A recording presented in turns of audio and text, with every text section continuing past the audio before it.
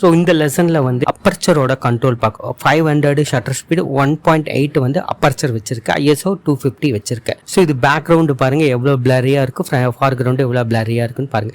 இது வந்து 1/13 shutter speed, 11 வந்து அப்பர்ச்சர் வச்சிருக்க. பேக் சைடு பாருங்க எவ்வளவு ஷார்ப்பா இருக்கு. அதே போல இதோட ஷார்ப்னஸ் பாருங்க. இதுதான் light settings. So light settings வந்து காஸ்டோட பேக் சைடு விழுகிற மாதிரி பார்த்துக்கோங்க.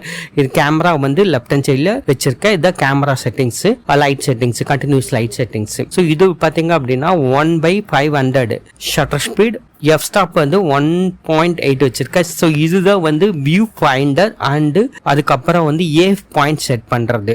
ஸோ இது ரொம்ப இம்பார்ட்டன்ட். ஏஎஃப் பாயிண்ட் செட் பண்ணி தான் நீங்கள் ஒவ்வொரு சப்ஜெக்ட் ஆப்ஜெக்டை வந்து டெப்த் ஆஃப் ஃபீல்டு பிளரியாகவும் அதே போல் டீஃபோக்கஸாகவும் நம்ம காட்ட முடியும். மெயின் கேமரா நான் இங்கே சப்ஜெக்ட் எடுத்திருக்கேன் அப்படின்னு ஃபோக்கஸ் இங்கே வைக்கிறதும் அது வந்து நல்லா ஷார்ப்பாகவும், பின்னாடி இருக்கிறது வந்து அதாவது பேக்ரவுண்டில் இருக்கிறது பிளரியாகவும் காட்டுறோம். ஸோ செகண்ட் ஒன் பார்த்தீங்க அப்படின்னா 1/13 ஷட்டர் ஸ்பீடு, எஃப் ஸ்டாப் வந்து 11 வச்சிருக்க, 250 வந்து ISO வச்சிருக்க. பெயிண்ட் டியூப் தான் நான் வந்து மெயின் ஃபோக்கஸ்.